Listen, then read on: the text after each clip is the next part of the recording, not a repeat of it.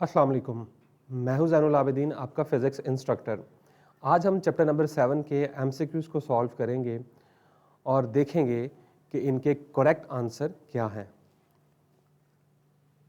Question number 1 है, how many phases of matter are there. जी, matter की कितनी फेजेस होती हैं? तो आपने फेजेस पढ़ रखी हैं। नंबर 1 इज़ सॉलिड्स, आपने पढ़ रखा है। देन लिक्विड्स आपने पढ़ रखा है।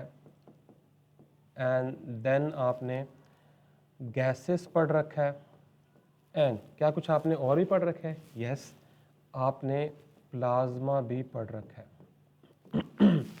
तो ये 4 स्टेट्स ऑफ मैटर जो है वो हम इस लेवल पर डिस्कस करते हैं। तो इसका सही ऑप्शन जो है वो 4 होगा। ठीक है। इसी तरह से in which of the materials particle have only vibrational motion. जी, solids, liquids, gases and plasma किसके पास जो है वो सिर्फ वाइब्रेशन होती है, और कौन से मटेरियल के जो पार्टिकल्स हैं वो एक जगह से दूसरी जगह मूव कर सकते हैं। तो आपको पता है कि लिक्विड्स और गैसेस जो हैं इनको फ्लूइड्स भी कहा जाता है। मतलब कि इनके पार्टिकल जो हैं वो अपनी ओरिजिनल पोजीशन चेंज कर सकते हैं, एक पॉइंट से दूसरे पॉइंट तक मूव कर सकते हैं। इसी तरह प्लाज्मा जो है वो भी फ्लो कर सकता है। ओके, तो कौन सा जो सॉलिड है, इसका करेक्ट ऑप्शन सॉलिड है, क्योंकि सॉलिड के पार्टिकल जो होते हैं वो बिल्कुल इस तरह साथ साथ होते हैं ऐसे, और ये जो है वो वाइब्रेशन कर सकते हैं, लेकिन अब एक जगह से दूसरी जगह पे मूव नहीं कर सकते। ठीक है। Okay, which amount of water has greater density at room temperature. जी, आपने बताना है कि हमारे पास डिफरेंट अमाउंट्स ऑफ वाटर मौजूद है, और आपने ये बताना है कि किस अमाउंट ऑफ वाटर की डेंसिटी जो है वो ज़्यादा होती है। तो सबसे पहले हम रिकॉल कर लेते हैं कि what is density. Density equals to mass पर यूनिट वॉल्यूम। अगर हम किसी ऑब्जेक्ट का वो मास लें जो उसके 1 मीटर क्यूब में फिट आ जाए, उसे हम क्या कहते हैं, उसकी डेंसिटी। तो डेंसिटी जो है वो प्रॉपर्टी ऑफ मटेरियल है या प्रॉपर्टी ऑफ मैटर है, इसका अमाउंट के साथ कोई ताल्लुक नहीं होता। तो चूंकि ये सारी की सारी अमाउंट्स जो हैं वो वाटर की हैं, तो इन सब की डेंसिटी जो है वो क्या होगी, सेम होगी। तो इसका सही ऑप्शन क्या होगा, डी। ओके, फोर्थ वन है, what is mass of a liquid of density 50 ग्राम पर मीटर क्यूब। अब यहाँ देखें, यहाँ पे हमें डेंसिटी गिवन है in a container of volume 5 meter cube. तो यहाँ पे हमें 5 मीटर क्यूब वॉल्यूम जो है वो गिवन है। आपने क्या फाइंड आउट करना है, आपने मास जो है वो फाइंड आउट करना है। तो हम इजीली कर सकते हैं, हमें पता है कि डेंसिटी इक्वल्स मास पर यूनिट वॉल्यूम। ये वॉल्यूम यहाँ पे डिवाइड हो रहा है, वहाँ जाके मल्टीप्लाई हो जाएगा। ओके, डेंसिटी कितनी थी हमारे पास, 50। डेंसिटी जो है वो हमारे पास 50 है, और वॉल्यूम कितना था हमारे पास, 5। तो ये कितना आएगा, इसको मल्टीप्लाई करेंगे तो 250 मास आ जाएगा, यानी 250 किलोग्राम। ठीक है, क्योंकि इसके यूनिट में हमारे पास क्या था, किलोग्राम। तो हमारा ऑप्शन सही क्या होगा, 250 किलोग्राम। तो यहाँ तक आपने देखा कि फोर्थ का सी था। अब हम आगे मूव करते हैं।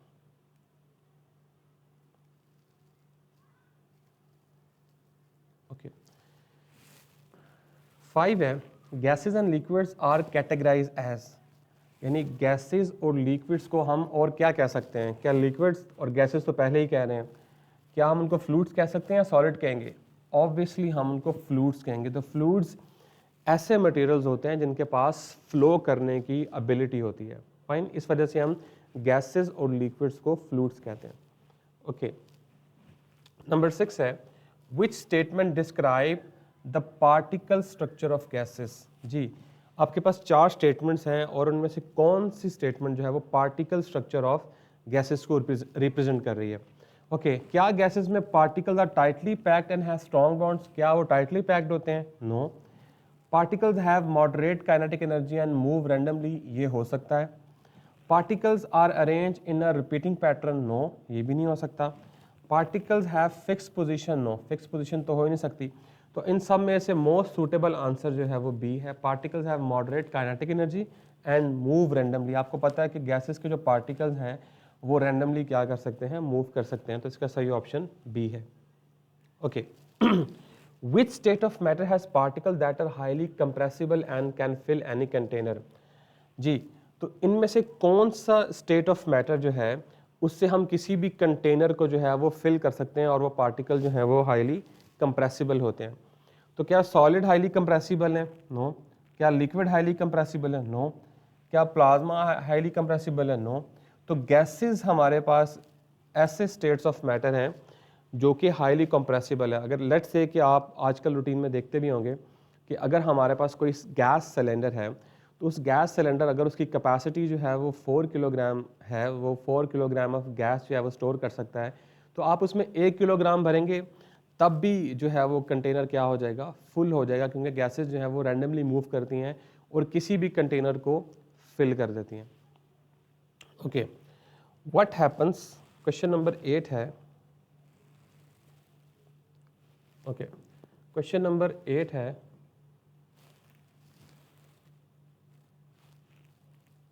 Okay, what happens to the arrangement of particles. जी, अरेंजमेंट ऑफ पार्टिकल्स को क्या होता है, when solid is heated and turns into a liquid.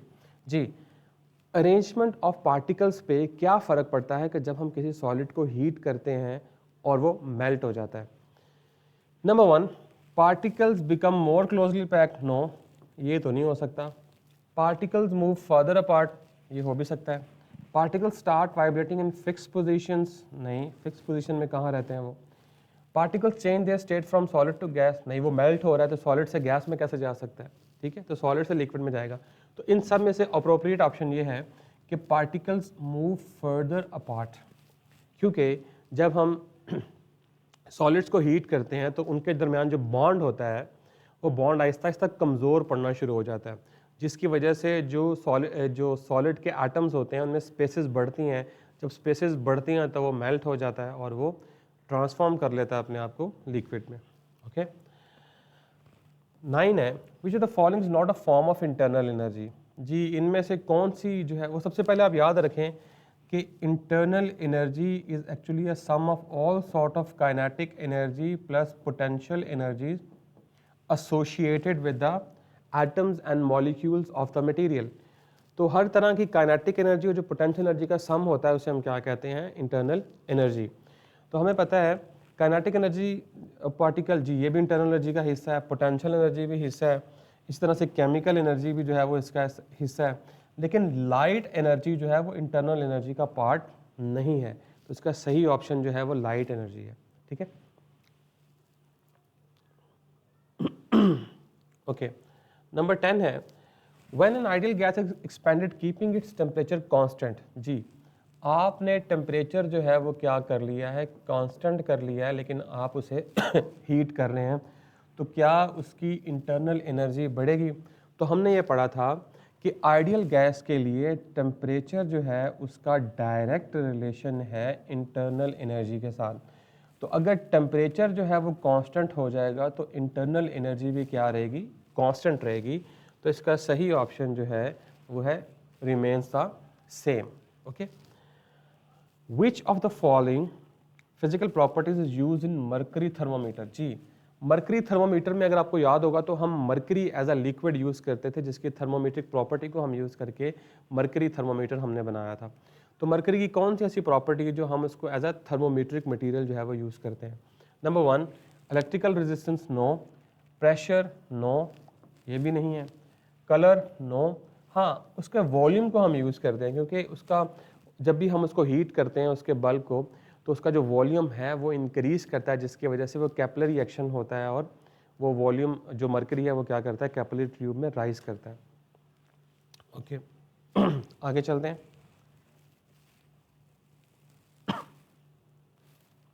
अच्छा, नंबर 12 है, which of the following can increase the sensitivity of liquid in glass thermometer. तो let's say हमारे पास liquid in glass thermometer है, let's say कि वो mercury वाला है या फिर अल्कोहल है, मोस्टली तो आजकल हम मर्करी ही यूज़ करते हैं। तो कहता है कि किस तरह से हम उसकी सेंसिटिविटी को जो है वो इंक्रीज कर सकते हैं। Using a bigger bulb which contains more amount of liquid, क्या हम उसका बल्ब बढ़ा दें जिसमें उसका लिक्विड अमाउंट ऑफ लिक्विड जो है वो बढ़ जाए। दूसरा, use of long capillary tube. तीसरा है चेंजेस कलर ऑन टेम्परेचर या यूजिंग लॉन्ग स्पेसिफिक। अब ये जो ऑप्शन है ये इनकम्प्लीट है, तो इसकी तरफ तो हम जाएंगे नहीं। वैसे तो हम देख लेते हैं इन तीनों में से कि अगर आप ज़्यादा बड़ा बल्ब यूज़ करेंगे तो उसमें ज़्यादा अमाउंट ऑफ लिक्विड आएगा, और ज़्यादा अमाउंट ऑफ लिक्विड आएगा तो उसके लिए ज़्यादा अमाउंट ऑफ हीट चाहिए होगा ताकि वो एक्सपैंड कर सके। तो डेफिनेटली इससे सेंसिटिविटी इंक्रीज नहीं होगी बल्कि डिक्रीज हो जाएगी। ओके, उसके बाद है using a larger capillary tube. हाँ, ये हो सकता है कि अगर आप कैपिलरी ट्यूब की जो लेंथ है वो बढ़ा दें तो उससे ये होगा कि इवन कि जो माइनर सा भी टेम्परेचर इंक्रीज होगा तो फौरी तौर पर जो है वो लिक्विड क्या करेगा, राइज करेगा। या changes colour on temperature, no. तो चूंकि हम लिक्विड इन ग्लास थर्मोमीटर की बात करें तो उसमें कलर चेंज होता ही नहीं है, तो इसका सही ऑप्शन है use a longer capillary tube. और ऐसी कैपिलरी ट्यूब अगर यहाँ पे थोड़ा सा मजीद बेहतर लिखा होता तो जिसका डायमीटर कम होगा। देखिए ना, अगर हम दो कैपिलरी ट्यूब लेते हैं, लेट्स से एक की लेंथ ये है, दोनों की लेंथ सेम है, लेकिन आपको फ़र्क नज़र आ रहा है कि इसका जो क्रॉस सेक्शनल एरिया ज़्यादा है और इसका क्रॉस सेक्शनल एरिया कम है, मतलब इसका डायमीटर कम है और इसका डायमीटर ज़्यादा है। तो जिसका डायमीटर कम होगा उसकी सेंसिटिविटी जो है वो क्या होगी, ज़्यादा होगी। तो बेहतर था कि यहाँ पे लिखा जाता कि जो 7 longer capillary tube with small diameter, तो ये ज़रा बेहतर होता। अच्छा चलें, खैर आगे देखते हैं 13। Thermometer which is most suitable for measuring rapidly changing temperature is. जी, इनमें से कौन सा ऐसा थर्मामीटर है जिसको आप रैपिडली चेंजिंग टेम्परेचर, यानी बहुत तेज़ी के साथ अगर टेम्परेचर में चेंज आ रहा है तो आप इसको यूज़ कर सकते हैं। तो क्या आप constant volume gas thermometer use करेंगे, रेजिस्टेंस थर्मोमीटर यूज़ करेंगे, liquid in glass thermometer use करेंगे, या थर्मोकपल?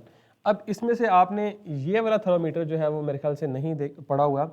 इसमें क्या होता है कि टेम्परेचर चेंजेस जो हैं that is directly proportional to resistance. ठीक है, ये आपने याद रखना है। लेकिन इन सब में से जो बेहतर होता है वो थर्मोकपल होता है, जो हमने लास्ट लेक्चर में भी पढ़ा था कि अगर हम उसके हॉट जंक्शन को हीट प्रोवाइड करते हैं तो फौरी तौर पर वो उस हीट को क्या करता है, वोल्टेज चेंजेस के अंदर कन्वर्ट करता है, जिससे हम उस चेंज इन टेम्परेचर को क्या कर सकते हैं, मेजर कर सकते हैं। ओके, आगे मूव करते हैं। Number 14, mercury has uniform linear expansion in liquid in glass thermometer. ठीक है, मरकरी की जो थर्मल एक्सपेंशन है that is uniform, that's why we use mercury. Okay, a liquid in glass thermometer has a mercury level of 2 centimetre at it melting point. वो कह रहा है कि हमने एक टेम्परेचर स्केल बनाना है, उसमें जो मेल्टिंग पॉइंट है, जो हमारा लोअर रेफरेंस पॉइंट है, दैट इज़ एट 2 सेंटीमीटर। इस पॉइंट पे है वो 2 सेंटीमीटर पे, okay, of ice, and mercury level of 6 centimetre at boiling point. और यहाँ पे जो बॉइलिंग पॉइंट है वो है 6 सेंटीमीटर पे। Fine, what is the distance between every one division on Celsius scale of thermometer. तो हमने इसको सेल्सियस स्केल में कन्वर्ट करना है, तो हम क्या करेंगे, इसको 100 डिवीजन्स में क्या करेंगे, कन्वर्ट करेंगे इसके डिफरेंस को। तो आप देखें कि 6 सेंटीमीटर माइनस 2 सेंटीमीटर, तो आपके पास जो डिफरेंस आएगा 6 सेंटीमीटर को माइनस करें आप 2 सेंटीमीटर के साथ, 2 सेंटीमीटर के साथ, तो आंसर क्या आएगा आपके पास 4 सेंटीमीटर। तो दोनों का डिफरेंस हमारे पास कितना आ गया, 4 सेंटीमीटर। अगर आप इस 4 सेंटीमीटर को 100 डिवीजन्स पे डिवाइड कर देंगे तो क्या आंसर आएगा आपके पास, 0.04 सेंटीमीटर। तो आपकी जो एक सिंगल डिवीजन होगी वो इस पूरे स्केल के ऊपर वो 0.04 सेंटीमीटर के इक्वल होगी। तो इसका सही ऑप्शन क्या होगा, ऑप्शन नंबर ए। इसी तरह से आगे देखें, which thermometer uses voltage to measure temperature of a hot body. जी, कौन सा ऐसा थर्मोमीटर जो है वो टेम्परेचर डिफरेंस को वोल्टेज चेंजेस में कन्वर्ट करता है। तो वो ऑब्वियसली हमें पता है कि थर्मोकपल हो सकता है, रेजिस्टेंस थर्मोमीटर हो सकता है, लिक्विड इन ग्लास थर्मोमीटर या गैस थर्मोमीटर। तो हमें इस बात का पता है कि थर्मोकपल जो है वो एक ऐसा थर्मोमीटर है जो कि टेम्परेचर डिफरेंसेस को जो है वो कन्वर्ट करता है किसके अंदर, वोल्टेज चेंजेस के अंदर। तो यहाँ तक हमने जो है वो MCQs को डिस्कस कर लिया है। तो आई होप सो कि आपने MCQs को अंडरस्टैंड किया होगा। So this is all from my side. This is Zainul Abidin signing off.